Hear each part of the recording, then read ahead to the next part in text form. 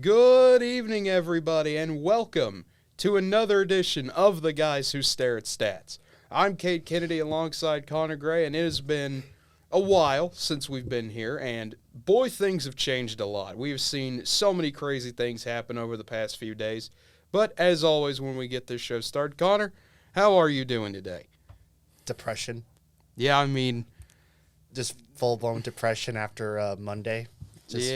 After yesterday, just not. And also trying to avoid having an aneurysm from that Stillwater Regional. And I did, and I was down there Saturday. Yeah. And watched most of that game. It was chaotic, like how it ended up being in the final, like that game and then the next game. But yeah, not my best. Not a great weekend for me. Yeah, I mean, this is one of those weekends that I knew something was going to give, because this is going to be one of the biggest weekends in Oklahoma sports history in a while in terms of a non-football weekend. There was so much going on. I knew something was going to give at some point, but we'll get to that when we get to that. Andrew Santangelo, once again, don't know where he is. We're back to playing Where's Waldo with him, or phone tag, or insert any game here. Basically what it's been pretty much almost the entire year with him. But that's what happens when you're a very very busy man. Very important and busy and have a lot of hats to wear. You usually go MIA for a few days. Yep. But we're going to get started with news that happened just about an hour or two ago before we went on the air today. Yeah, it happened about less than an hour ago. Yeah, the Los Angeles Angels firing Joe Madden, Phil Nevin being named the interim manager. This is something I think it needed to happen for a while. The Madden hire did not really work out for the Angels at all. In 19 and 20, you could make an argument, well, they didn't have guys that they needed. Well, they got some guys over the course of through into the 2020 season and 2021, and then they've done nothing with that talent. And also their pitching is kind of really iffy at times. And I think it was about time they just got rid of him. Is like he's not that guy who was able to take a team to a World Series championship. I think he got it because of amount of circumstances. Yeah, I think it was a good time for Madden to leave the Cubs when he did in 2019, because you could see the decline there. Yeah. But if you're the Angels, what makes you think, like, he has run his course at Chicago. You could see the writing on the wall. This is still his team, and you could see it going down. I really don't know why they even hired him in the first place. I feel like there were other people you could have went to. It was because of that championship ring and plus prestige, because he's a successful manager. He did have good runs with the Rays. Obviously, they didn't really go anywhere, but he made that team better with, obviously, help of getting the players they need from upper management, bringing them up through the minors, and also drafting those players. They did a great job with what he did there. Obviously, when he went to the Cubs, he was already getting a team put together already. Yes. That wasn't exactly his team. That was forget what his name is, but an executive who helped put that team together. Yeah. And Madden was just the guy who kept everything together. He was just that finishing touch to that team. Mm-hmm. But otherwise, not the best manager you could always have. I mean, I think he's a good one, but not like the amount of money he was probably getting paid by the Angels. Yeah. I mean, you're going on a 12-game losing streak. The Angels have slowly but surely watched what feels like any hope of winning the AL West just go right out the window, or thinking you could at least compete in it. Well, slowly watching them go down to below 500 is going to be brutal. Well, and the thing is, they still have like 4 more months left, 3-4 more months left until the season's over at the end of September. But the team could easily flip it around. You know, this is how baseball works. It's unpredictable. Yeah. Teams that probably shouldn't be going anywhere all of a sudden go on a skirt and do really well for the remainder of the season. I mean, that's what happened with basically the Cardinals in their 2011 run, where they shouldn't even made it, and they somehow managed to get through August and September. I mean, you could say that about any St. Louis Cardinals run in like the last 15 years. They have no business being there, and here they are. At 13, they were still they were solid. Yeah. I think they were they a wild card team in 13? I can't remember if they were or not. I just know I know 06 was the year they snuck in with like 0 them and Detroit played in the weird series. 06 and 11, they probably shouldn't have made the playoffs, but yet they did. They did. They snuck in and then went on their little runs. Yeah, but anything can happen in baseball. I think in 13 they won their division, I believe, but obviously you ran into a good Boston team. Yeah. So really nothing you can do about that. Yeah. But interesting to see here. This is not the first manager to be fired in the MLB, though, because Joe Girardi, after 22 and 29 started, this happened Friday morning. I know I was talking to Andrew, and he said, you watch, they're going to fire him on Thursday. Well, they waited an extra 9 hours to fire him, but sure enough, he was pretty close, more accurate than I thought he would be. But Joe Girardi out as the manager of the Phillies, and I can understand why they did this, because when you've got a bunch of all-stars, you got a good team, it feels like with a good team. Well, with the amount of money the Phillies have thrown in there, you expect something to happen. Like, you expect the coaching staff, including Joe Girardi, to do something with that team, and they haven't really done anything. They've had opportunities where they should have probably won the NL East, but they just decided we're not going to do well. I mean, last year I think was a result of they had the chance to do something and they did nothing with it. Yeah. And I mean, he is kind of – I've seen some people defending Girardi saying, this is more on this is how you build a team. How are you supposed to build a team when your farm system can't do anything and you have a lack of pitchers and things like that? That's not really on the manager. You can't just turn a guy who has a horrible ERA into, the next Cy Young.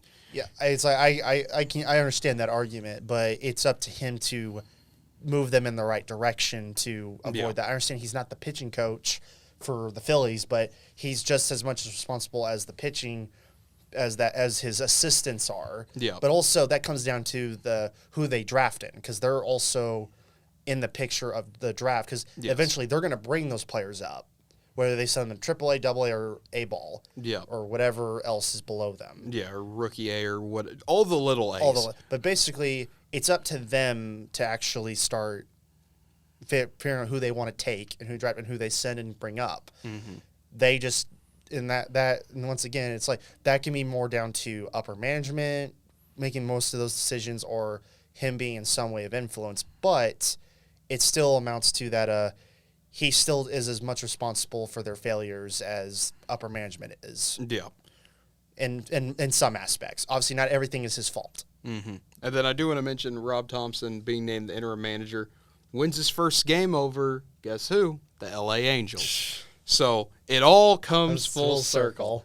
And speaking of full circle, basketball is a full circle, and the Utah Jazz fired, I have to put this in quotations because he left on his own accord, but it feels more like you get shown the door to leave on your own will. But CEO Danny Ainge saying that the team desperately wanted Quin Snyder to stay.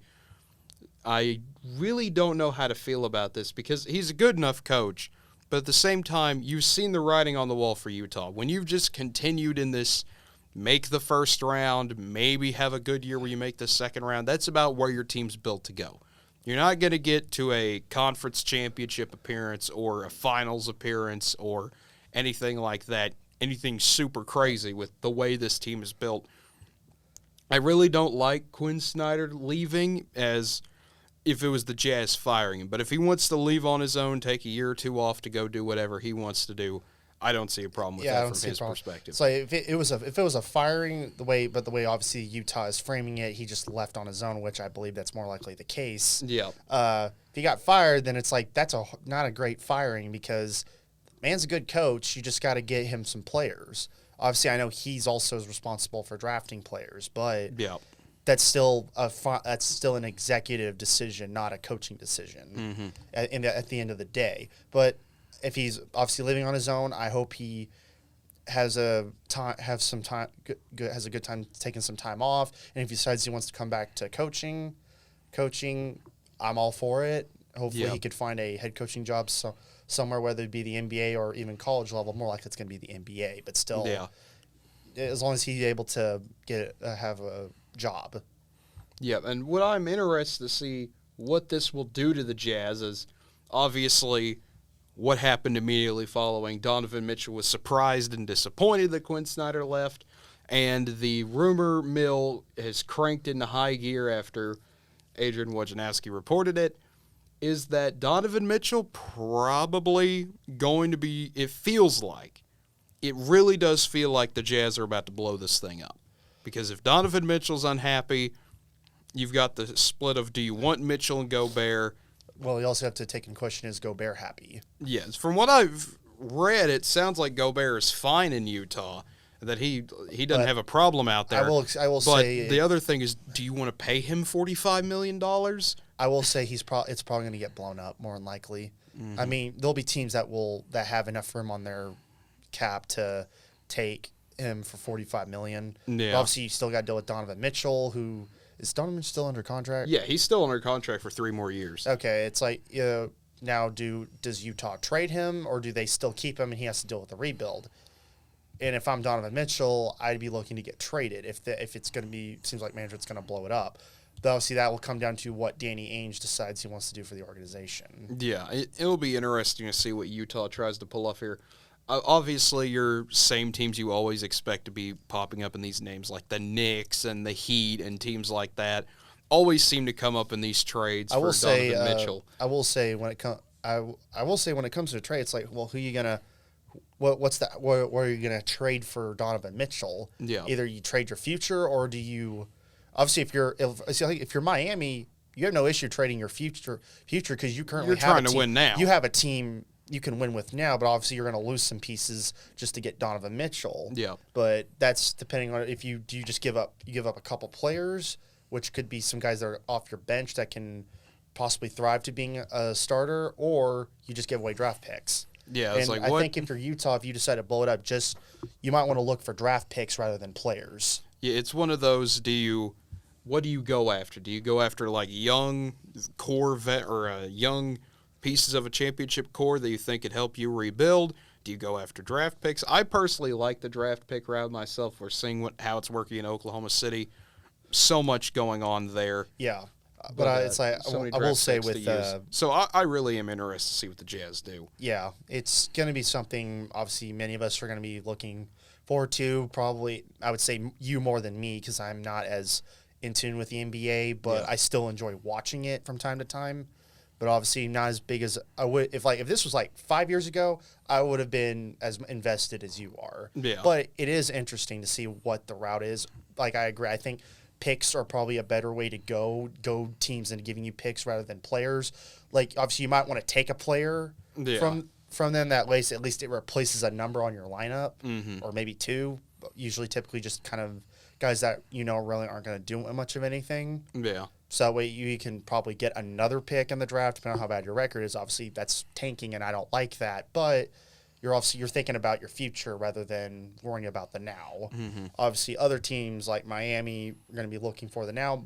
Especially Dallas needs to look for the now. Dallas will do what Dallas always does. But I will say Dallas doesn't need Donovan Mitchell. They might maybe be looking for someone like Rudy Gobert. They need a post presence. They do. Like a physical post. I understand they have some guy but obviously the tallest player is like 6'9", you said, or whatever. 6'9", 6'10". So it's like, but they're not really guys that are going to be.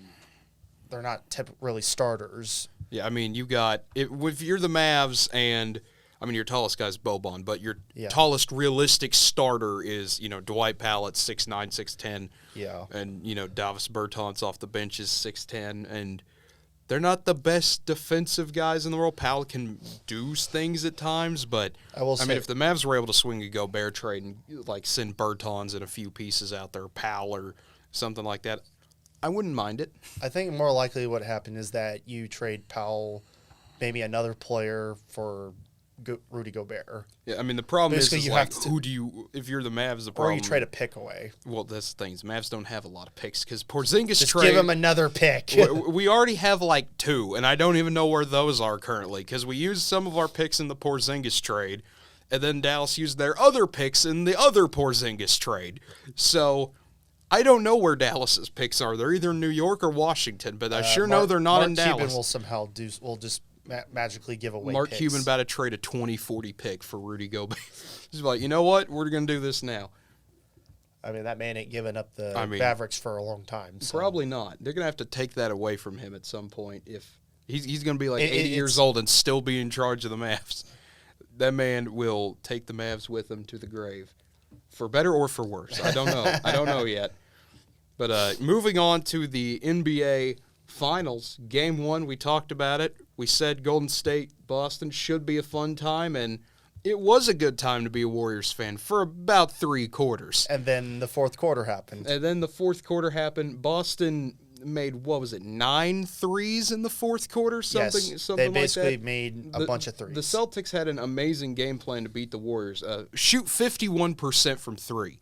Yes. That you're going to win almost any game against any team when you And can also do just that. kind of let Golden State fold. Because Golden State was pretty much mostly, Golden State was, especially after that third quarter, Golden State had everything in their hands, and then the fourth quarter happened. Yeah, Golden State's down 2 at the half, and then third quarter Warriors do what third quarter Warriors do. You get up, 14, 16, somewhere in there, and then Boston just outscores you 40-16 in the fourth quarter. This is one of those where the Golden State Boston didn't really win. It was more Golden State just lost.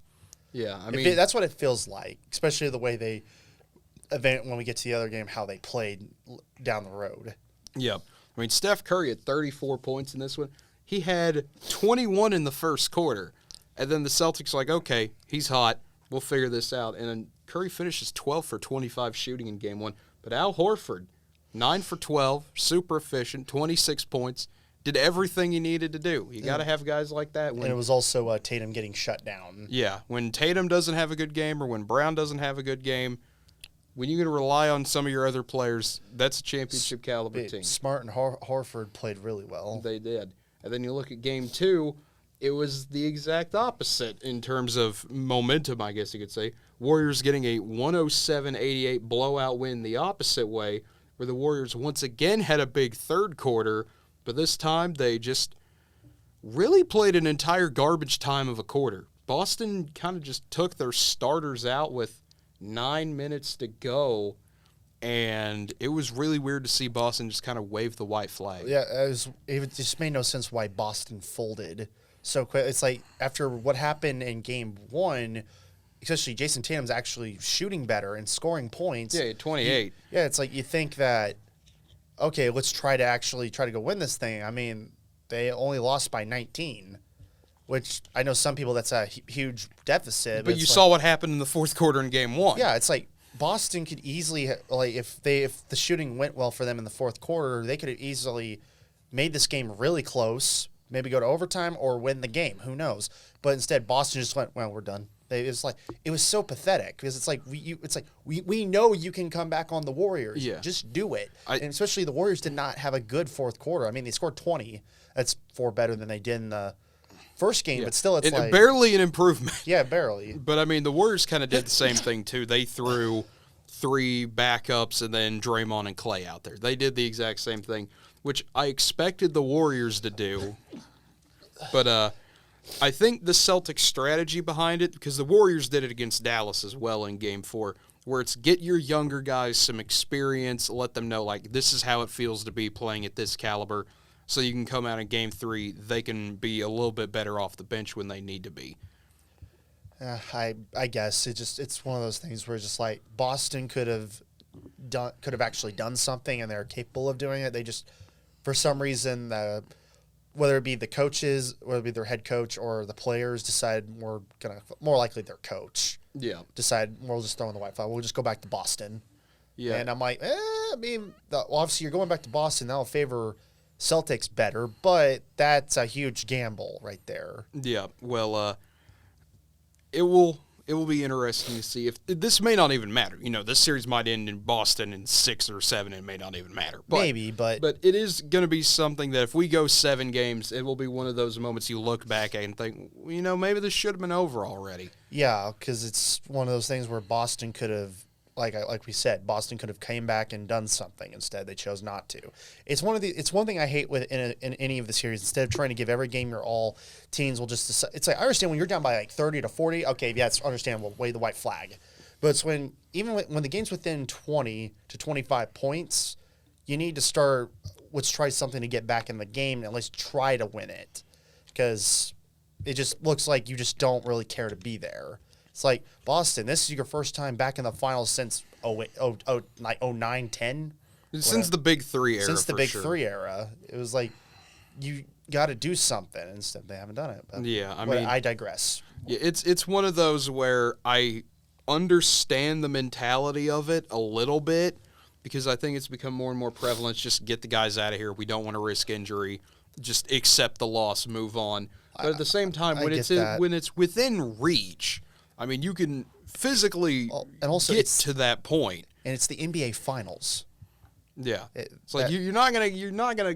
This isn't a regular season game in December where you can just whatever, laugh this off. Haha, we got beat by the Warriors. We'll play them 1 or 2 more times this year. Maybe we'll see them in the playoffs. This is the playoffs. This is the championship. Yep. I understand it, but I don't agree with it 100%. But that takes us into Game 3, Wednesday night. Series moving to Boston now. Celtics are a 3.5-point favorite in this Game 3, and this is going to be intriguing. I mean, it's going to be a sellout crowd in the Garden, as it always is. It's going to be just such a fun time. I really want to see how well both teams play now that they're here, because Boston has been really weird at home this entire playoffs.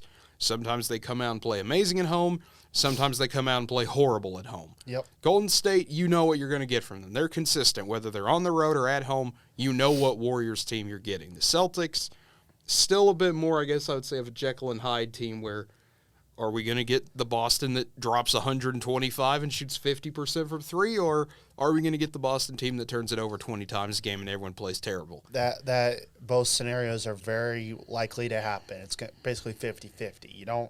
Once again, you don't know which Boston team you're going to get, and also you don't know what Warriors team you're going to get, because right now Clay's not playing well.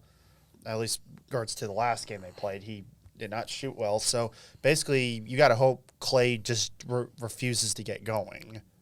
I mean, he's saving up his energy for Game 6. We all know this. We're waiting for Game 6 Clay to show up. They even said that today. I saw an interview. They were asking Clay, like, what do you do when you're in these struggles? What do you do? He's like, well, I watch old highlights of myself. I was like, and the ESPN reporter was like, well, what game do you watch? Well, I watched Game 6 Clay. Everyone was, that's the game where he went off that everyone remembers. And the Warriors are going to need that Clay to show up at some point. I understand that Game 6 Clay is pretty much a meme now, because it only happens. But it shouldn't have to go to Game 6 for him to do something. He's got to do it now.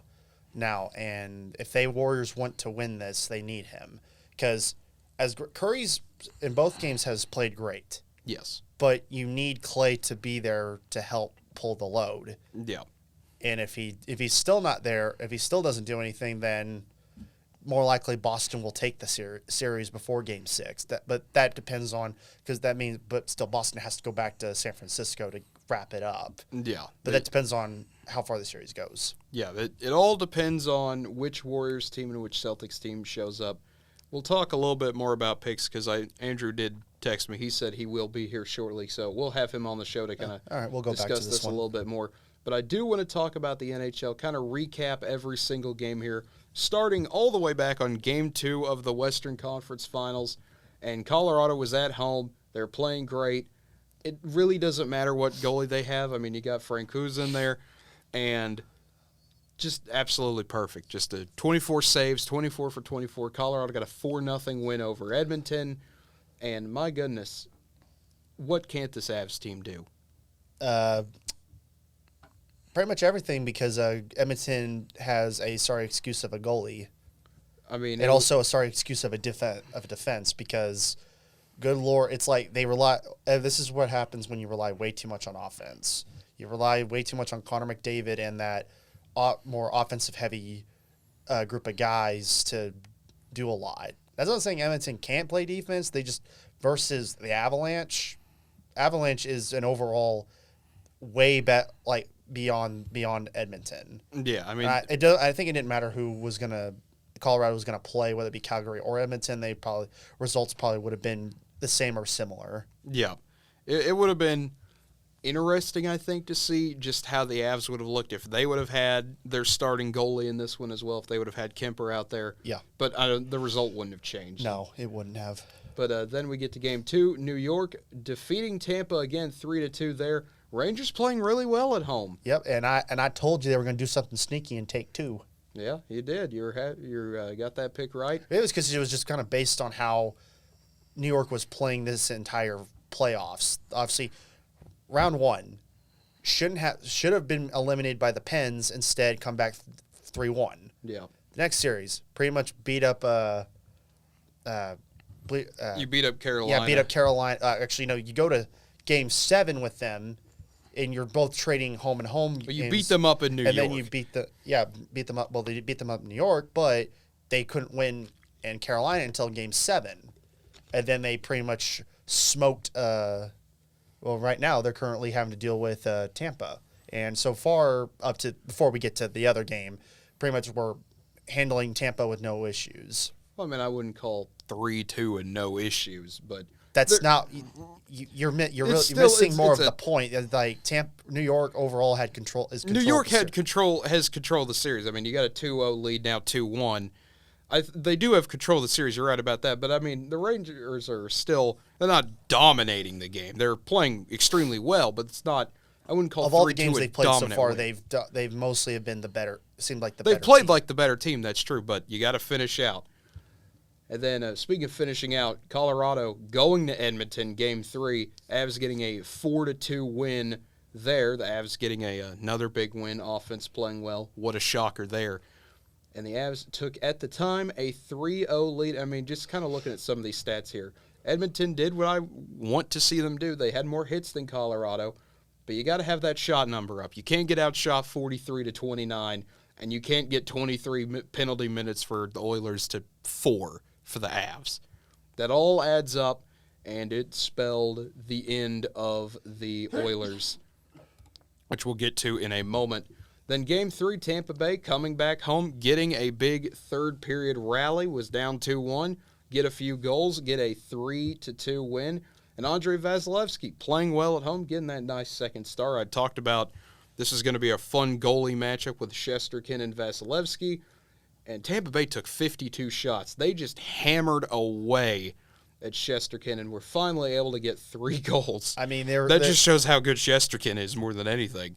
Yeah, but it's mainly it's more amount to Tampa was trying to win a game because you're down 2-0. Yeah, you're going to throw everything you have. But obviously that's up to the Rangers. That they should have been responding better. It's like pretty much they were even on everything in regards to that team stats except for obviously shots. Yeah. But it was like that was mainly Rangers just didn't respond enough on offense.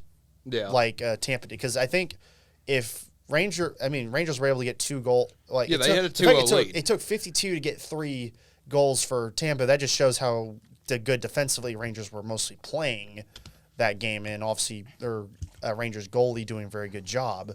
But obviously, if they responded back in kind, they probably either that game goes to overtime or they take the series. Yeah. Really, just Tampa's defense hasn't been the best so far, but they played much better in Game 3.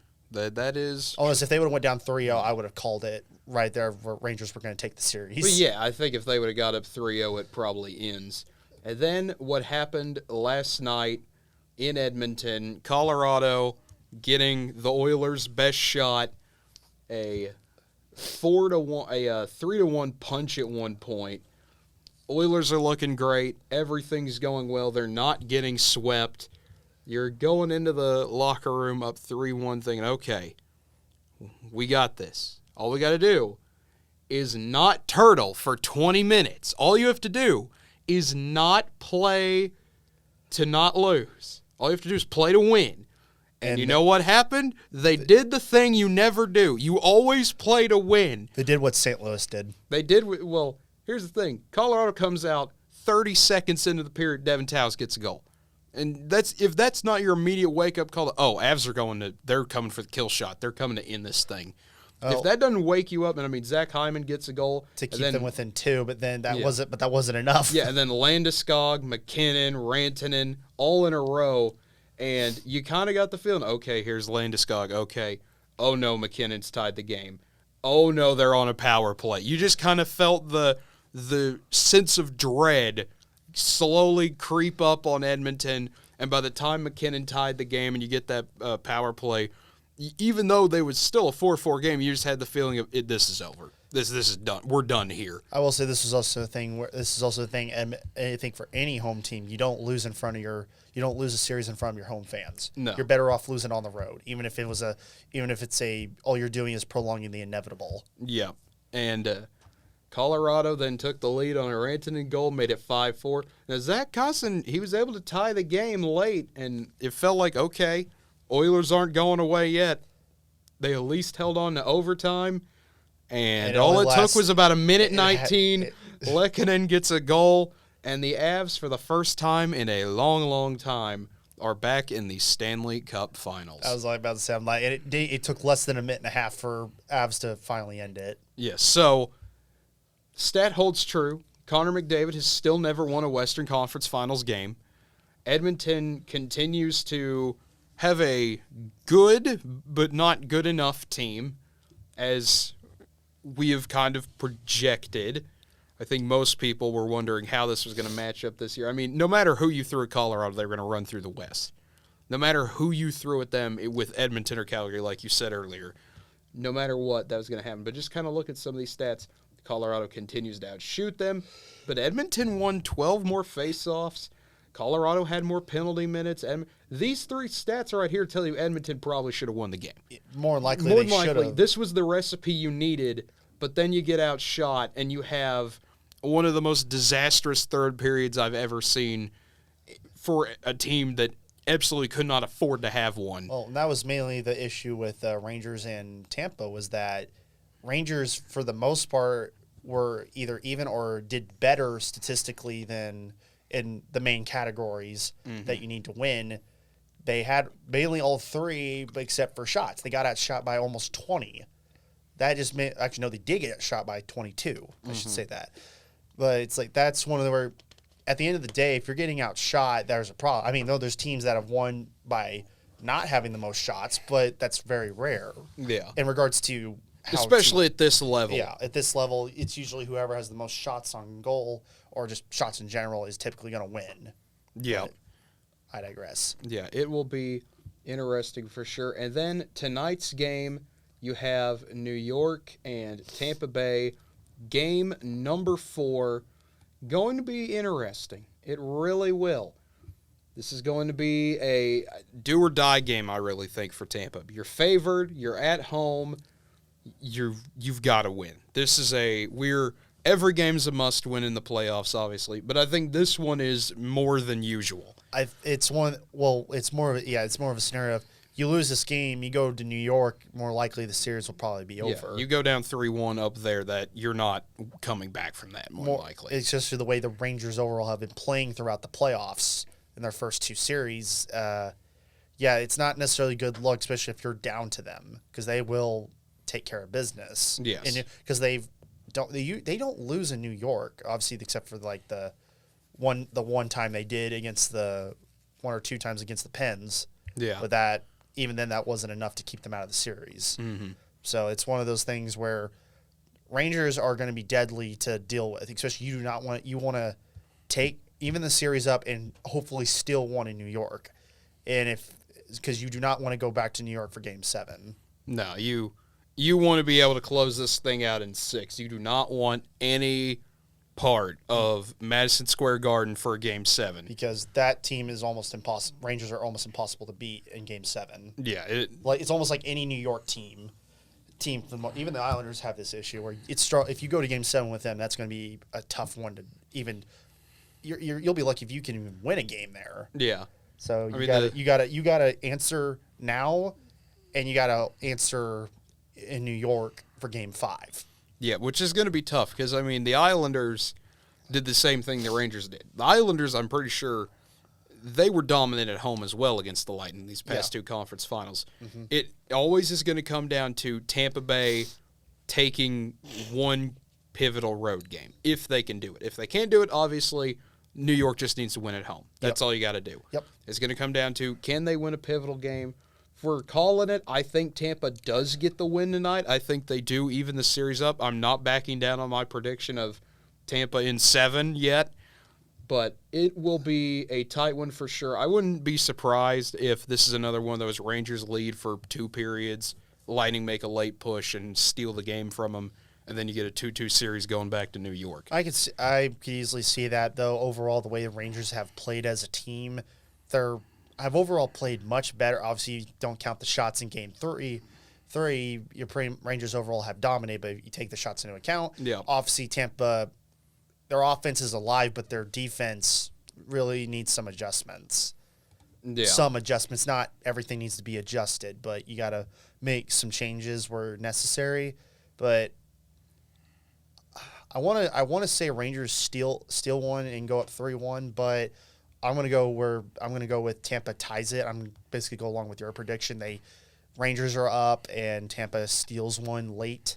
Yeah. And basically sends the series back. Though obviously when we get to Game 5, that'll be that.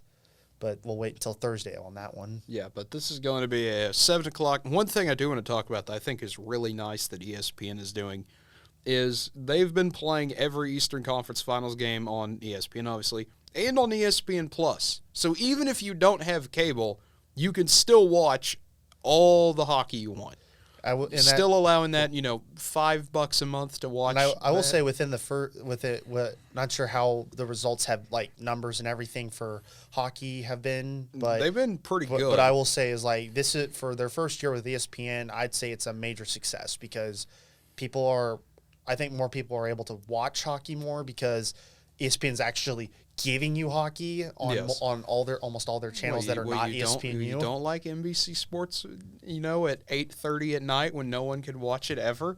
Mainly because I don't know which channel that is. It doesn't exist anymore. But it was even when it was around, I didn't know what channel it was. Yeah, that just shows how bad of marketing it was. It was wonderful marketing. Hey, come watch this team, maybe or maybe not. They had great commentators, but they didn't know what to do with the hockey. So basically, it amounted to watch your local stuff. Yeah. That was the only way you were going to be able to watch any hockey. Yeah. That was available to you. Otherwise, it was there was no point in watching NBC because NBC didn't care about NHL. Yeah. Yet they got exclusive rights to do all their major televised games, but yet they hardly ever showed it. Yeah. So it was obviously Stanley Cup came around, they would still show the games, but you never got to watch all of them. Yeah. Because some of them were still blocked off. And another thing I am excited to see how it works is ESPN announced that they're going to be doing a new kind of I can't remember what they call it, the Ice Cast or something like that. That'll be an ESPN Plus exclusive where it's going to be kind of, for the NBA Finals, they do the Around the Rim where it's the top of the rim and you get to see the game in a whole new perspective where you're just going up and down, almost like 2K mode, basically. Oh, okay. Where it's just vertical up and down the entire time. Well, they're doing that for hockey now. They're doing it where instead of the normal arena cam, the normal broadcast, it'll still be more kind of tilted like this, but it's going up and down. And you'll have a stat cast right under it telling you ice shift time and hits, goals, points, all that fun stuff. That's gonna be a lot of work for guys working in the truck, but if they pull it off, and tonight's the first night they're showing it off. That's actually sounds really awesome. Yeah, if they can get it done, I'll probably look at it a little bit just to try it out and see how it looks. But if it looks good, I'll probably keep using it. And I hope if it is good, if they can get the kinks out, they got the Stanley Cup Finals this year. So I would not be surprised to see them make that an alternative cast like they've done for the NBA Finals this year, where you basically have the CJ McCollum podcast while the finals is going on. Which, I'm down for. We need more NBA podcasters. We got JJ Redick. We got CJ McCollum. Skid was putting together. There's more guys. But those are the two main ones. Well, it's mainly because the other ones are not as popular. Yeah. Or they're not. Well, and also, Redick works with ESPN. He does. So that's why his stuff's obviously propped up. Yes. Plus, he's also kind of funny guy to listen to. He is a funny guy to listen to. That is correct.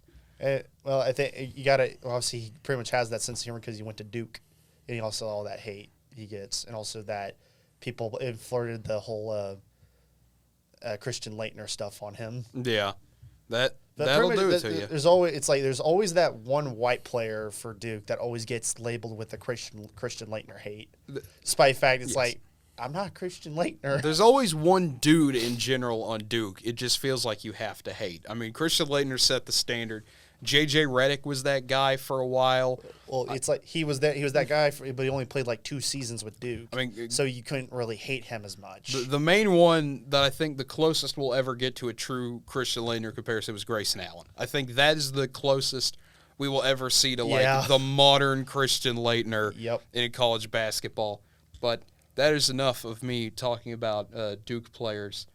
It's time to talk a little college softball. And this was one of the crazier days I can actually remember in the World Series, starting with UCLA upsetting Oklahoma. I mean, this was unexpected, I guess is the best way to put it. I was stunned watching it where, UCLA goes up 2-0. Okay, Jade Coleman hits a home run.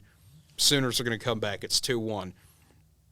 And Maya Brady absolutely had herself a day, hitting a big 3-run home run, made it 5-1 UCLA. And when that happened, I could see, I was looking, kind of checking on OU fans' social media, stuff like that. You could feel the whole energy shift from, oh, yeah, we're coming back to, oh, this is going to be a game. Okay, this is going to be a bit of a challenge here. Let's see what's about to happen. OU responds. Grace Lyons gets a 2-run home run, makes it 5-3. And it slowly felt like momentum was shifting in OU's favor. You get Jordy Ball in. She's doing a great job in relief. Everything is going well. But Maya Brady comes up with a clutch 2-run home run to pretty much shut the door on OU, get a 7-3 lead going into the bottom of the 7th, and just shut Oklahoma down pitching-wise with Azevedo.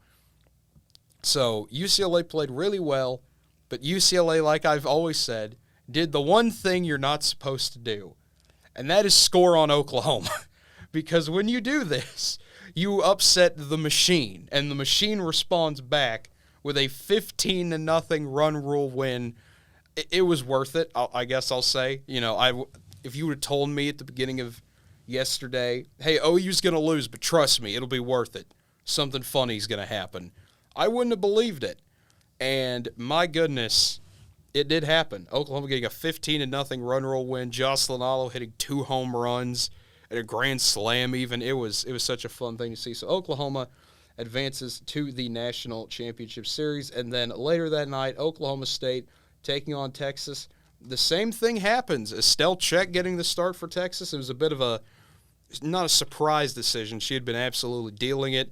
Oklahoma State going with Morgan Day, saving Maxwell for the if-necessary game, which would become reality. Texas got a 5-0 win in Game 1, and this forces Game 2. And Oklahoma State gets Maxwell out there. Pokes are playing great. They're up 5-0. Everything seems to be in control. And then everything fell apart. Yeah, and then Texas gets a 3-run home run. It's okay, we got a game. 5-3, going to be interested to see how this holds on. And then what can be described as one of the craziest plays I've ever seen in a college softball semifinal took place, where you have a base hit that turns into a cutoff throw to Haley Busby, who's the first baseman, which makes a weird error in that she was trying to throw to second base, and she put way too much heat on it, and it sails right past the second baseman, falls down trying to catch it, goes all the way to the outfield wall. Texas scores 3, gets a 6-5 win, and that place was stunned. No one could believe what they just saw. I couldn't believe it. Texas fans couldn't even believe it. They're just like, what the heck? We're winning now? What is happening? Texas basically got lucky. I mean, Texas, they got basically amounted to Oklahoma State messing up. OSU blew. It's like that first game, I don't know what happened. Bats just didn't come through, and pitching just didn't go the way it should have gone with Day on the mound instead. And then go to necessary game, up 5-0, and then proceed to just. It's like we're struggling to get players out. They get 3 runs, and then we make probably the worst play in that World Series, which on an error to second by basically losing control of the throw, sailing to the left, and it goes, like you said, all the way to the outfield. They score 3 runs out of it to take the lead. Yep. It's one of the most it's like, and then it's luckily for me, I wasn't really, my eyes weren't necessarily glued on this one, mainly because there was another baseball was happening. Yeah, I would say this was because double OSU. My experience with baseball, Yeah. I'm more paying attention to that than softball because I'm thinking, oh, OSU's just going to eventually get it. Instead, no, they don't. And when I actually watched some of the softball game, I'm like, you got to be kidding me. We had this great of a season. We're just going to let it end like this. Like, I don't think it's probably one of the worst days in Oklahoma State sports history where softball did not go as planned. And, well, I know we're going to get to baseball, so I'm going to save it there for now for baseball. But for softball, this was probably be as great. It's like as great as that team has been all year. This has been the most disappointing. It's been the way it ended. If we would have lost to OU 2 straight in the final, I wouldn't have been sad because I'm like, we got there. Yeah. Now it's time to get the pieces together to actually win it. Yeah. And also, OU would want revenge for that Big 12 championship loss. Yes. But I don't know how that whole series would have turned out. Who knows how the bats for OU would have been, or if they would have been going off on us, or they would have been kept cold for at least a game. Yeah. Who knows? But either way, all knows there's now a Red River matchup again. Yeah, I would just like to say, I, for one, welcome an SEC championship game in OKC. Welcome to the future. Shut your mouth. That was the one joke I saw on Twitter. Was like, well, boys, welcome to the SEC now. You're not SEC yet. You're still Big 12. It was like, SEC, take us now. Winner pays, the others buy out. Or loser pays, the others buy out. That's not happening. I know that's not Texas hates you. They're not going to help you. You never know. Sometimes, they're your boys now? Sometimes you got to be frenemies. That's all I'm saying. So they're your boys now. For that one series against OSU, there were OU fans like, if Texas beats OSU twice, I'm not going to root for that to happen, but I'm not going to say I won't laugh either. And that is the essentially feeling was you wanted a so you don't truly hate them at all. Oh, we do hate them. It's just sometimes stop being their buddies. Then sometimes them winning is comedically How about you stop being funny. Their buddies for like once? If they beat Alabama, I'm not gonna lie, I would laugh a lot if Texas beat Alabama. I'd also laugh a lot if Alabama beats Texas. I'm not gonna lie. Texas winning when it is convenient for Oklahoma is sometimes. We know what's going to happen. OU's going to freaking sweep them. I mean, I expect OU to dominate. I expect it to be close for a little bit. Then OU just starts crushing them. OU is going to sweep them. There's no if, ands, or buts around that. They're going to sweep them. Yeah, that's what I think is going to happen. If we're making predictions already, I think Oklahoma will take this one in 2 games. So Texas getting the rare double upset. And if it went 3, it would be the 2nd straight year in a row. We'd play every single game, but I don't think that one's going to happen this year. I think Oklahoma's going to take care of business. Starting now in college baseball, it was a really more questionable time than you thought it would be for Tennessee. You get off to a good start. You beat Alabama State 10-0, and then Campbell gave them a game for a long time before Tennessee explodes in the late 8th and 9th to get a 12-7 win. And then Georgia Tech hangs around, has a lead going into the 9th. And then Tennessee explodes once again for 6 runs and gets a 9-6 win. Volunteers. They were supposed to have the easy one. They were supposed to have one of the easier ones. I know they never went to a necessary game, but the fact that they struggled against Campbell for a good while, and then Georgia Tech was actually winning at one point. Yeah. Good Lord. To be fair, Campbell is one of the better home run hitting teams in the country, but the Georgia Tech one, there's no excuse for letting that be as close as it was and losing most of that game. Yeah. But Tennessee will take on Notre Dame. The Irish defeated Texas Tech twice to win the Statesboro Regional. Like I said, it was either going to be Notre Dame or Tech to get out of that region. I think we all said that. Yeah, I know we all said that, but it's like anyone who actually thought otherwise, you haven't been paying attention. Yeah. Notre Dame and Tech were good. Yeah, I mean, Georgia Southern, you knew it was going to be a bad sign for them because you had to play Notre Dame, who felt they deserved to be in a regional, and then Texas Tech, who probably also should have been a 2 seed somewhere, and they were all going to have to battle it out. Notre Dame and Tech tag teamed, eliminated Georgia Southern, and the Irish getting to play Tennessee in a super regional. Looking over at Stanford, the number 2 team in the country, they had to go the full 7.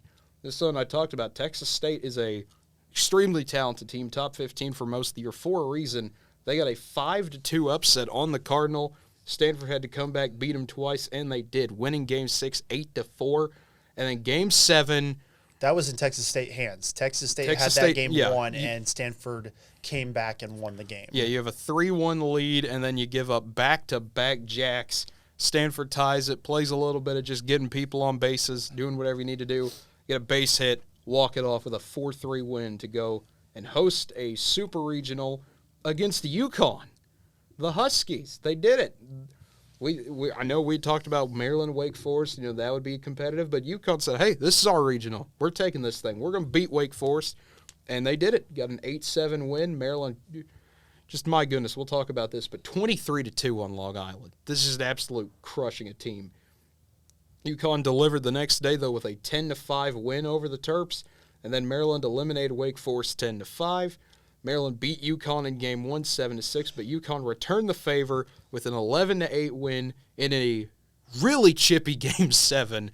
There was a lot of smack talking to fans, the UConn players waving goodbye to Maryland at the end, saying, goodbye to this state, we're on to Palo Alto. So, will be interesting to see how the Huskies deal with Stanford. Well, if you're UConn, you basically have to fly across the entire state country. Yeah, you get to go across America. So good luck to them. In Austin, the Horns getting an 11-3 win over Air Force, and Louisiana Tech just destroying Dallas Baptist 12-5. Then Air Force didn't go 0-2. It's your first tournament since 1969. You can't go 0-2. They beat Dallas Baptist 5-1, and then Texas getting a 5-2 win over Louisiana Tech. Air Force eliminates Louisiana Tech 9-7, and then Texas just did it again, 10-1.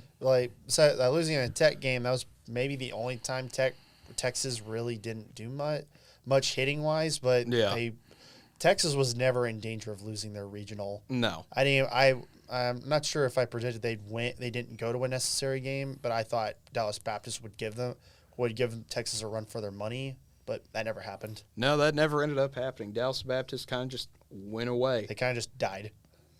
Yeah. And then the East Carolina regional, the Greenville regional. This was a lot of fun. This was way more fun than it needed to be. I mean, you got some amazing Coastal Carolina games, some good Virginia games, a lot of offense in this one. How often, well, I'm going to say this, well, we know the answer because this happened a lot this year. How often do you see one of these rare 6-1 comebacks? Usually you don't see it ever. That is what happened when Coastal Carolina beat Virginia the second time around, 7-6. That's the main game that stands out there. East Carolina, they whopped Coppin State 17-1, beat Virginia 4-2, got blown out 9-1 by the Chanticleers, and then got revenge with a blowout of their own 13-4. So a lot of blowouts, a lot of offense, a lot of good times. Coastal Carolina was having a memorable run. It felt like you beat Coppin State 10-8. You beat Virginia 7-6. You beat East Carolina 9-1, and then the bats go cold for just a little bit. East Carolina does their thing. Get to Chapel Hill. North Carolina struggling a little bit. VCU, one of the hottest teams in America, had won 18 straight games coming into this regional, and they made it 19 with a 8-1 win over Georgia. North Carolina blowing out Hofstra 15-4. Georgia was a little mad about losing to VCU. Felt like scoring 24 runs, most they've ever scored in an NCAA tournament game. Get a 24-1 win over Hofstra. VCU upsetting North Carolina 4-3, and then North Carolina beating Georgia 6-5, and then North Carolina got revenge 19-8 and 7-3. That sends the Tar Heels to a super regional, and then we get Stillwater. The offense regional, if you love home runs, this was the regional. If you loved offense, this was the regional. If you loved really weird comebacks, horrible pitching / amazing hitting, everything, this regional had everything. It really did. Oklahoma State getting a 10-5 win over Missouri State. Arkansas beating Grand Canyon 7-1 to start it. Everything seemed normal, calm, normal. And then we get to Grand Canyon, Missouri State, and this regional said, you know what, we're going to crank this up a notch. Grand Canyon has a 7-1 lead on the Bears, and Missouri State scores 7 runs in the 8th and 9th, gets an 8-7 win. And then you get to Oklahoma State, Arkansas, and This was a battle of whose offense is better, what do you got in the tank, what do you have left going on. And the 8th inning, my new favorite rivalry in sports, the Stillwater Regional versus the 8th inning. It felt like everything happened in the 8th inning. Oklahoma State had a 5-run lead, 7-2. It felt like they were going to get away with just whooping up Arkansas. But the Hogs were able to rally. They were able to rally, draw a lot of walks. That was not in the 8th inning. No, I'm not saying that was. I'm getting to it. Arkansas was able to claw back a little bit. Then it got to 10-5. Because I was at most. Yeah, of this game. I'll let you talk more about it since you were there. What happened was that OSU gets up 7-2. They have Campbell pitching well on the mound. Yes. Campbell later would give up 3 more runs to make it 7-5. Yeah. OSU a couple innings later would get up 10-5, and then we go to the 7th inning, which was around the time I had to leave, but I was still listening and eventually would be able to watch the rest of the game. Yeah. But with that is that they would get 3 more runs to make it 10-8. Yeah. And then OSU does nothing in the bottom of the 7th. Yeah. And then the 8th inning happened where OSU could not get an out and proceeded to keep walking guys over and over and over. And then basically bases got loaded, so they pull their the relief after Campbell, Moreland. Yeah. Pull him out. And then they put McLean in, who is usually our third baseman. Yeah. And he obviously a man can throw. So he just does not have control at all in that. He literally first pitch walks the guy, scores a run. Mm-hmm. Struggles, and basically the Arkansas crowd is doing what A&M did at TCU. Keep yelling ball 4, ball 5, ball 6, ball 7. Kept it going. And we kept hitting guys, and they would tie the game out and then get the lead. We have to put McLean back at third, bring in relief. First pitch, grand slam, or at least around there. Next batter that was brought in hit the grand slam. Yeah, I was going to say that grand slam. It felt like it was building to that moment the entire time watching it on TV, where it was just like, oh, no, this can't be happening. Oh my good. Oh, that's out of here. Oh, that is a bomb.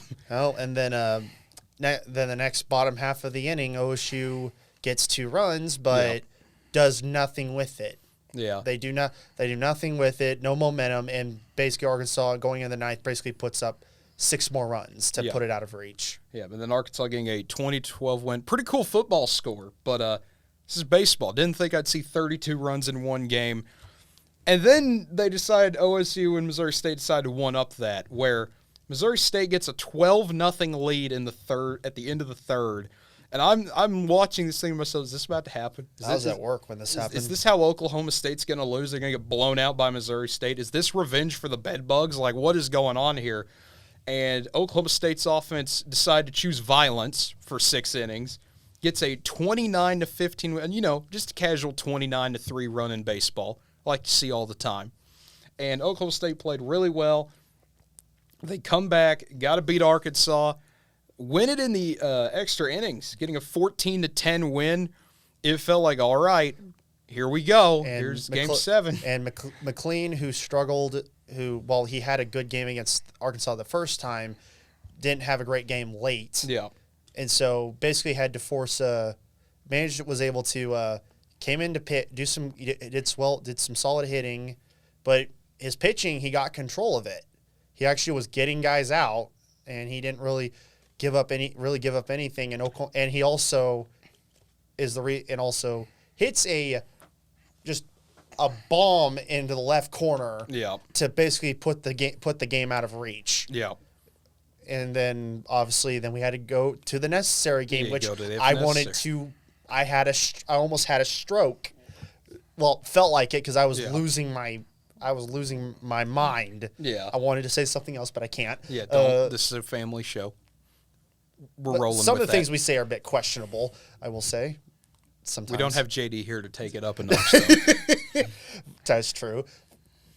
Good Lord, this game, it felt like Game 7 of a World Series. It did. It felt like a super regional game. Like, it felt like a I will say way bigger atmosphere than it was. I will say if anyone takes anything from the postseason, they're going to look at the Stillwater Regional because the Stillwater Regional did set an NCAA record for the most runs. Yes. And despite O'Brate Stadium was designed for that not to really happen as much. Like, you do expect scoring to happen regardless, but no, in its second year of operation, no one thought O'Brate Stadium would have, in a regional, give up 146 runs. And that was just starting from, obviously that's the entire regional, but they had like I believe it's after McLean made it 14-10 in the game before they go to the next in game 6. Yeah. It mainly amounted to they scored a total of 100 runs. That was just from the first matchup between Arkansas and Oklahoma State onwards. Yes. That just shows just how many runs were being given, how bad pitching was. Yeah. The pitching was really bad, was overall not very good.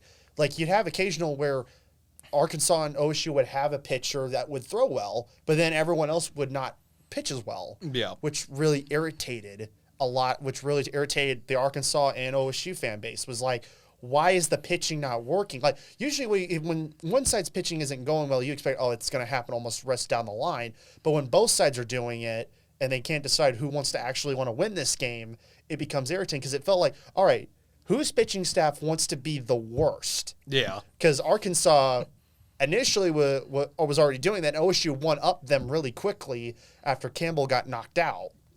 Yeah. Like, I would say the worst pitching overall was everyone after Matt Campbell in that first matchup between Arkansas and Oklahoma State. Because Moreland had one good inning, and then he did bad. McLean didn't do well. The two other guys that came after him struggled. Yeah. Like, it was bad. Yeah, I do want to ask you though, because I've seen memes of this, and I'm not the biggest OSU baseball follower. When OSU went up, I think it was 7-2. Who was that guy that hit the home run? He was doing like the dance around the bases where he did like the. Rock Raggio. Okay, the amount of memes I've seen with him in it doing one of the poses he did, and then it's like haha. Supposedly, there's supposedly talks that happened with Rock Raggio. He admired that home run, which set them up really big in that first matchup, and he danced around the bases. He admired the home run, and then he did what after home plate. Apparently, he got a talking to.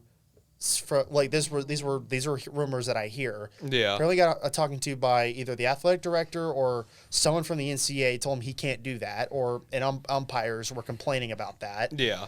So, in the second matchup, he hits a bomb off. A 2-run bomb or 3-run bomb off Arkansas. Proceeds to sprint around the bases, and he almost misses the hat that they always put on after they hit a home run. Yeah, because I saw where there's one where he was running around and just trying to hype up the crowd and do. Yeah. And the Arkansas fans, let me tell you, they did not take too kindly to that. They were ready for, okay, we're going to do this stuff. We got it. You just got to ring them up every single time. And it was just like, oh boy, here we go. We got a nice little baseball rivalry going here. It got chippy in that final game. Oh, especially at first base. Oh, OSU thought they had him on and out because the Arkansas player for some reason just chose not to slide. Despite the fact he basically got thrown.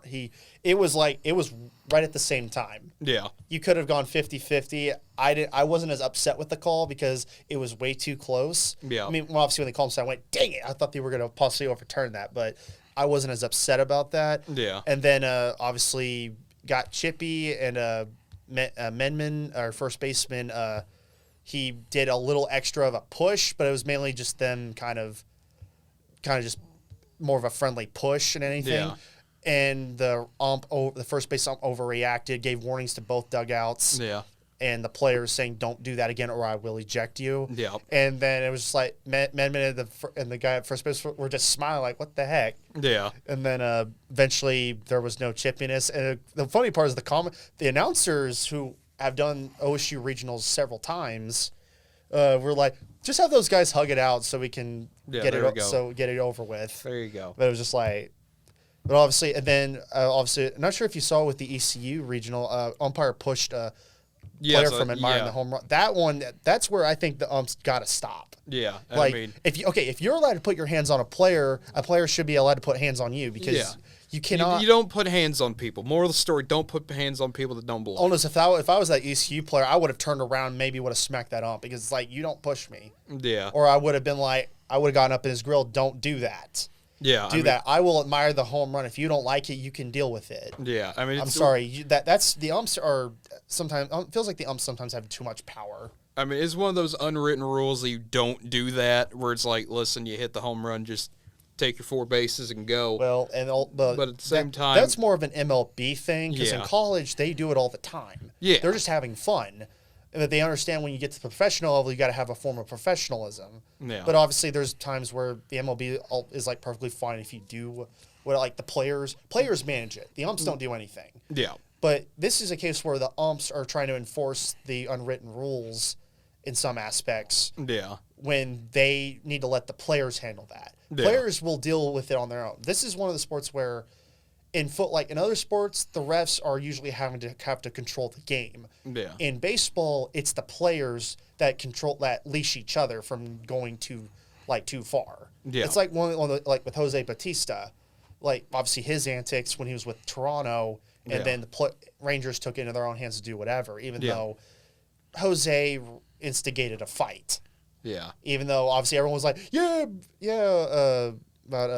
About Odor and Odor punching him. It was like Hodor tried to take his head off with a baseball. yeah. So it's like, I don't know why people are on his side. I guess you want to humble Bautista, but it was like, that's where players manage it on their own, though. They got to handle it Yeah. with a certain amount of professionalism. Yeah. Well, I mean, Toronto ended that fight though when they beat him in the. Oh, playoffs. I know they did. It was funny. Rather get punched in, Yeah. like get punched in April than get swept in October. Yeah, or get knocked out in October, whatever that sign. Because they swept them. Yes, it was great. So. But one question I do have because I saw a lot of OSU fans talking about where do you go from here? Some people are saying, fire pitching coaches. I saw some like Holiday's never going to win in the postseason. This guy can't do it. Holiday went to the World Series before, and he's been to several Supers. Yeah. This is like one of 2, maybe 3 times in his tenure where he's never made it out of a regional. Yeah. One of the year, it was the 3rd time. The 3rd time, one of the 3 was they only got in because they won the Big 12 title. Yeah. They won the tournament. Therefore, they got moved in as a 4 because they had a good I think the teams they played were good. The team just themselves were not playing well. So they got lucky they got in. And then they had one where I forget who they played. Oh, they lost to one of the California teams, one of the smaller ones. From I believe the Big West or whatever. Yeah, it was like Santa Barbara. It was like UC something. Santa Barbara maybe. Or, I think it was either Santa Barbara. But anyways, we couldn't get out of that. Yeah. It was our own regional that we Yeah. got eliminated. And this is one where we got beat by Arkansas. The pitching is where it failed. Our hitting core and the defense on display was fine, despite a couple of weird wobbly problems with throwing the ball to first. Yeah. But it's one of those where Walton needs to find better pitchers, or at least go get some better recruits, or bring in transfers. Yeah. Or we need a change at the coach position, because Walton has brought in great pitchers that have gone on to pro level. Yeah. We've brought in great pitchers, but the issue is everyone all around is not playing. Besides Matt Campbell being usually consistently well, the pitching stats have been iffy all year. It's one of the first times where we were not like, if the pitching overall was consistent through most of the year, I think you don't have the situation with Arkansas where you're trading leads constantly. Might have been one of those where OSU maybe loses a game, but they don't lose the necessary game. But that also amounted to, in that final game, the bats didn't come through. Yeah. And the pitching did what they could, but they failed. Yeah. But this is one thing. This is going to be up to Holiday and our athletic director to decide on what we do in the future with baseball. Yeah. I don't see, for anyone who thinks Holiday should be go, you're an idiot. Holiday has been one of the better things that's happened in Oklahoma State, because the last couple of years with our previous head coach was not going well. Yeah. Frank Eaton was not very great with that final group of couple of years he was here. Josh Holiday revived that program to being back to being where it used to be. And also he brought in his brother, who's been also helpful with that hitting core. And the staff that he has around him is good. It's Walton, what do we do? Do we keep him? Do we ride him out another year? And if we have another failure with pitching when it matters, do we get rid of him? Or do we get rid of him now and maybe jeopardize recruiting? Yeah. Because OSU is going to bring in another good recruiting class like they always do. They're going to bring in some solid hitting and pitching and good fielding. I don't think it's right now is the best time. Even though when I talked to my dad about this, I even brought up that we probably should fire Walton, but I've kind of backtracked on that where I don't think we need to get rid of him. We need to look our options first. I think let's keep him for one more year. And if this happens again where the pitching just falls apart, whether it's during the regular season where it might cost us a regional or maybe we might not make the tournament, or it collapses like what it did now, whether it be in a super or the regional. Heck, could be the World Series for all I know. But if we go to the World Series, they're not going to get rid of anyone. Yeah. So I think it's one of those things where just look at your options. Right now, I don't really want to get rid of him yet. But if we have another, like if this happens again next year, we need to consider who we need to get rid of. But as of but do not get rid of most of that staff. Most of that staff is fine. Yeah. It's just our pitching is what killed us. Yeah. Otherwise, so it's basically you're just looking at one guy. You're looking at one assistant. Everyone else, Josh might be on the hot seat, though not really. I think he's fine. Yeah. He we're not going to get rid of him. He has to have a really terrible season to get rid of him. He basically has to. He basically only has to. It has to be a season where he loses 40 games. That's never going to happen with him. Yeah. Unless like a lot of freak injuries happen or something like that. It would and I think even then they would give him a pass. Yeah. Because you lost so many you lost players to injuries. Yeah. But once again, we'll got to see where we go from here. As far as I know, OSU loses Griffin. I cannot say that last name. Dorshinger. We'll lose him because senior. We'll lose Matt Campbell because he's going to get drafted. Yeah. I don't know if he was a senior or not, but no, he wasn't. I think just he's going to get drafted. Yeah. Because he's projected to be top 10 first round or top 5. Because that's just how well he's impressed scouts. Obviously, the Arkansas regional might shake some things up, but Arkansas was hitting so well in that tournament. They were. But we've been on this for like 10, 15 minutes. Yeah, we've been here for a while. Let's move on. Otherwise, we're going to be here until 8 o'clock. Yeah, so we could talk about this for a long time. Texas A&M, College Station Regional. Aggies taking care of business. 8-2 over Oral Roberts. 9-6 over Louisiana. Louisiana able to beat TCU 7-6 their first game. And the Aggies, down 9-8 going into the ninth. You just win a 15-9. Just do enough. And that's what A&M did. So they will be hosting a super regional as they will take on Louisville. Who looked like they, obviously after losing to Michigan the first time, they pretty much just blew through everybody. Yeah, they had a message to prove. You beat Southeast Missouri State 7-2. Michigan beats Oregon 8-6. Oregon drops 18 on Southeast Missouri State. A lot of runs there. Michigan upsetting Louisville 7-3. Louisville eliminates Oregon later that day 8-5. Louisville came back with a vengeance, getting a 20-1 win, and then Game 7 was a back and forth the entire game, but Louisville getting an 11-9 win. Yeah, that was one of those where it was like, that was Louisville's region to lose, and if they would have lost that would have been really embarrassing. Yes, it was like because everyone else in that region, I know Oregon could hit well, but they really weren't that great. Great overall, and Michigan got the shocking upset.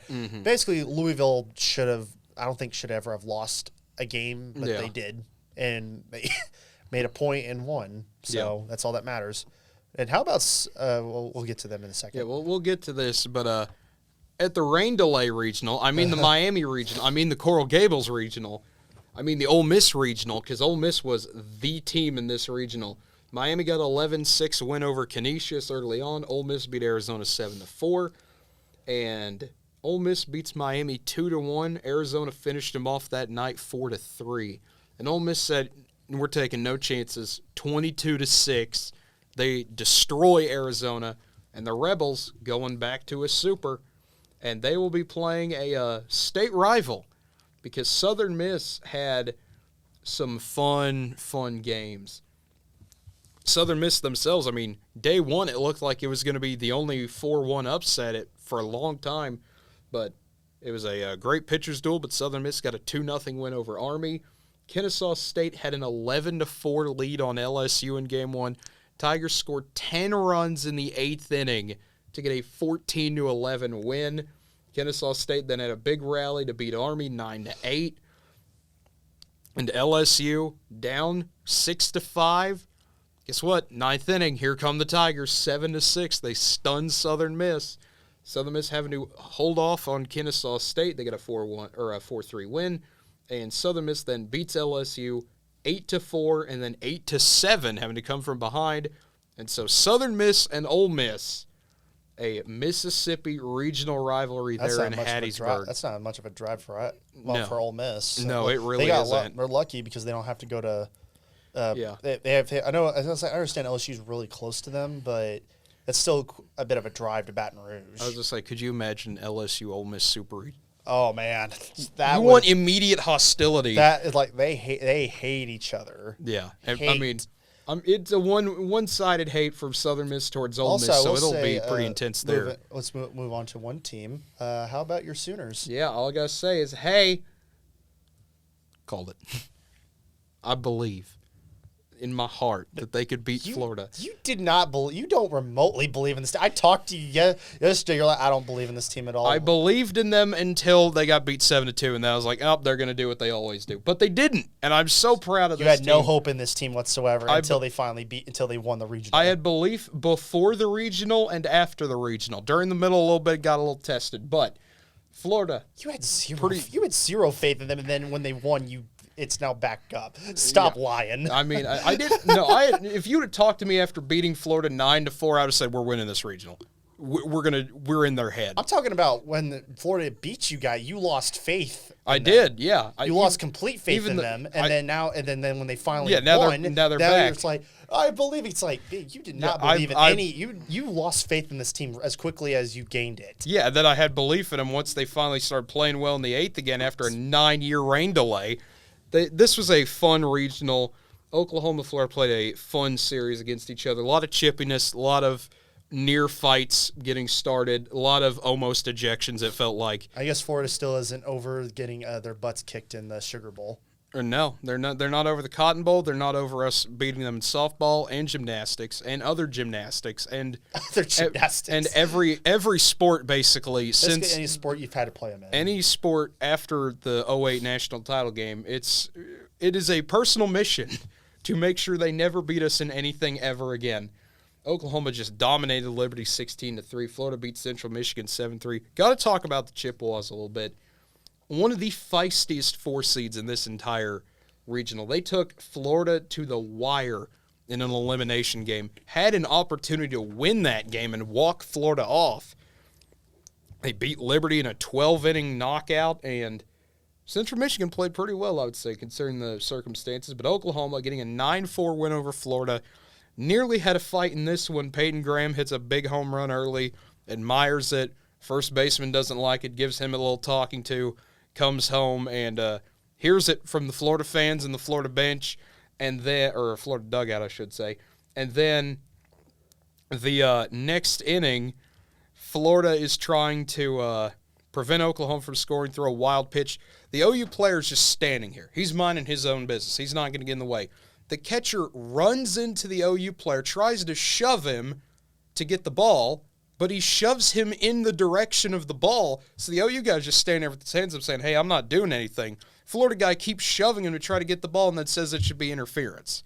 You can't review that play, so there was no anything there. OU got the run. Well, it's like, first of all, you ran it. You could have just gone around him, and so you went through him. Yeah, he kept trying to go through him, and then then those two guy. I'm sorry, if a Florida player would have done that with me on deck, I probably would have started throwing fists. But here's the thing. Those two had another confrontation later in the game, because next time he came up to bat, he swung at ball 3, and he shouldn't have done that. But he swings at it low, catcher drops it. The OU guy nearly trips on the dirt, which was pretty sad. But He trips nearly. The catcher picks up, shoves him to the ground to tag him out, and then kind of just tries to size him up and shoves him back. And then the OU guy, he's not going to take that, so he starts chirping at him. The Florida crowd loves it. They start clapping along. Everyone's into it. Ump issues warnings for both sides. I'm surprised they didn't issue warnings after that little skirmish they had before. Then it was like, okay, it's on. And then OU just started blasting them. And it was just like, okay, this is nice. And then you get to Saturday, Florida gets to return the favor. They get a 7-2 win. And Oklahoma they looked like they were about ready to just roll over and die. And I was just like, oh, great. We're going to do this again. It's going to be one of those days. OU gets down 2-1 to Florida. It looks like here we go. Florida's going to do what they do. And then a 6-hour rain delay comes in. That might have been your saving grace. Yeah, completely changes the game. Florida comes out, scores a run in the bottom of the 7th, gets up 3-1. Peyton Graham, 2-run home run. He's not losing this series. And then Oklahoma gets 2 more runs, gets up 5-3, going to the bottom of the 9th. Florida hits a home run, 5-4, makes OU sweat it out a bit. But got to love the OU closer, who's actually their starter.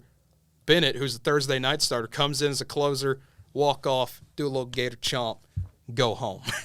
Send them packing. So that is funny. Yeah, and I saw when people clip that, and they're like, if you don't think OU's ready for the SEC, they're going to fit right in. Well, I will say you got to be able to – we got to now respond to Virginia Tech. Yeah. Here's the problem. That and that. That's 15 and 24. Virginia Tech is one of the best offenses in the country. That's 39 runs. That's a lot of runs. 39 runs to 13. Yes. They basically had no trouble, and it looked like they didn't even – like, anyone who they were going to have to play, they were just like, whatever. Well, here's the thing. That Wright State game was tied at 7 in the 7th inning. But then it didn't matter because Virginia Tech started blowing them up. And how about Columbia making it their personal mission to take Gonzaga out? Beat them 8-2 and then 15-6 to eliminate them. Wright State, I feel so bad for. Another great 4 seed that every year they're top 5 in home runs hit. And every year they get sent to be some 1 seed's nightmare for a game. Yes, that's how it always works because they don't play. Their RPI isn't good enough. Yes, they're not in a big enough conference for it to matter. But Virginia Tech, they beat Columbia twice with their eyes closed, 24-4 and 7-2. That's one of the sad realities for Wright State. You're basically having to force them to. I don't know if they did it or not, but it's like they basically have all their non-con has to be against power conferences and real top ranked teams for them to even get a good RPI. Otherwise, they're stuck being a 4 seed forever. Yeah. But that's what happens with baseball is that when it opens up, the conferences are it's bad because like basketball. Exactly. There's so many of them, and you only have particular teams that will always have top seeds. Mm-hmm. Unless they're ones of those that just sneak in. That is true. That can't happen. So we'll get a Virginia Tech Super Regional, and Auburn just didn't have a hard time. Auburn had a pretty easy time, I would say. They're probably the most hot team right now. Yeah, you beat Southeast Louisiana 19-7. You beat Florida State 21-7. You beat UCLA 11-4.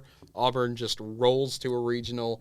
Not a whole lot to say in this one. And sad part is that they're as good as they've played. They're not going to host a super. No, because they're 14. But they're playing like the best team. Like they're playing better than everybody right now. That might have been the teams they got handed. That might seem that way, but every team that makes the tournament is not a pushover. Yeah. So the fact Auburn was able to very much mostly cakewalk their entire region kind of just shows that we're really good, and they might give Oregon State problems. They very well could. Spoiler alert, not really. I would say they very well could give them problems. Oregon State, survives. They had a whale of a time in their own regional. It starts with night 1. New Mexico State comes knocking at their door and just gets into a fight with them that goes into extras. Oregon State clawing out a 5-4 win there. San Diego upset Vandy game 1, 3-2, and it felt like, okay, Torero's got something in him. Vanderbilt responding with a 21-1 win over New Mexico State. Oregon State cruised over San Diego 12-3. Commodores a 14-4 win over San Diego to knock them out. Beat Oregon State 8-1. Vandy did over the Beavs, and then in a tight game 7, needing 7, Oregon State 7-6 over Vandy. Yep. Fun regional in Corvallis. It was a really good regional. One of those things where I thought Vandy was actually gonna take the regional. Yeah, it felt like they were gonna come back. Vandy had their opportunity to take it, but props to Oregon State for managing to get over a underrated Vanderbilt team. Because Vanderbilt wasn't dominating everyone like they usually do. Everyone's, Vandy's not really as good this year. And I'm like, Vandy is Vandy. OSU only won 2 out of 3 against them. Mm-hmm. And Vandy was at the time in the top 5. Like, Vanderbilt is good. They just they got hit with issues early on. Mm-hmm. And it was one of those things where they were underappreciated. And I'm like, this team could have easily if they would have probably pulled it together late in the season, they could have probably stolen a region from someone. They very well could have. But in the end of the day, they got a 2 seed. They had their shot to steal one in Corvallis, and Oregon State managed to hold on. Yeah. The one thing I do want to mention that I thought was actually pretty funny with this one is we were so close to having a 1-2 elimination game, like right out of the gate. And we were so close to having Oregon State, Vandy, and San Diego, New Mexico State as a winner's bracket. That would have been hilarious. Which, I mean, after we hyped it up like Oregon State, Vandy's going to be great, if we would have got like, San Diego beat New Mexico, San Diego won the regional, guys. What? What do you mean San Diego won the regional? Everyone like, what? Everyone just been like Jackie Chan. Just everyone just like, what in the world is actually going on here?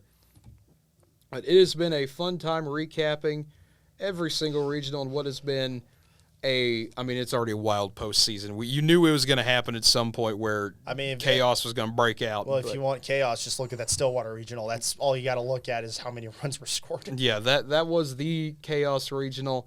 But there was so much that went on. And as always, we thank you for tuning in. It has been a great time.